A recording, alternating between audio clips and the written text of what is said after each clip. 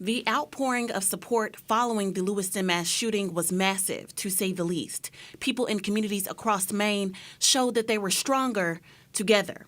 The Maine Community Foundation organized a donation fund, raising $1.9 million for 29 Maine organizations and nonprofits and $4.7 million for the families and the 18 people who were killed, others who were there, and for the 13 survivors who lived through the horror.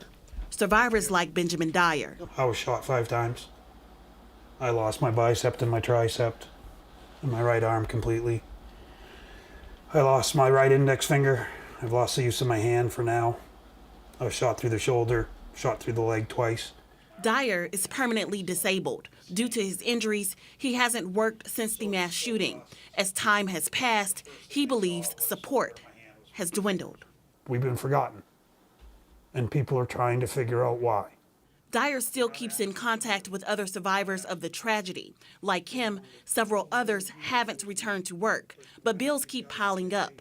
He says he had no idea that 29 nonprofits each received nearly $66,000 from the fund that was created in response to the mass shooting. Why did you have to keep that much money? Why couldn't you have taken half of that money and put it into and given it to the survivors and their families and everything else?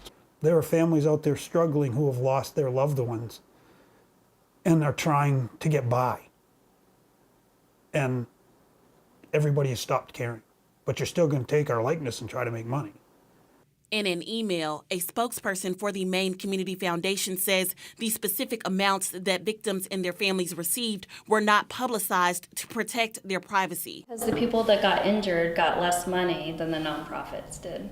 Kelsey Helm believes the need for continued support is critical. Her brother Max Hathaway was killed in the mass shooting. Hathaway's wife had to quit her job to take care of their newborn and their older daughter after the tragedy.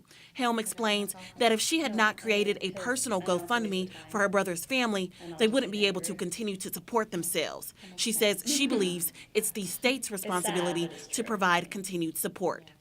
The ball dropped with Robert Card, and then the ball's dropping in the aftermath. And I just don't know, like, politically why you can't sit down as a government party, be like, all these people got affected, their medical bills are coming in, some people had to quit their jobs. As Maine, we should be covering this. That's Raya Wooten reporting there. A representative from Governor Mills' office says the legislature approved the Maine Mass Violence Care Fund last year with a value of $5 million. The money will help cover out-of-pocket expenses for survivors and families of the deceased that are not covered by insurance, but the funding will not be available until October of 2026.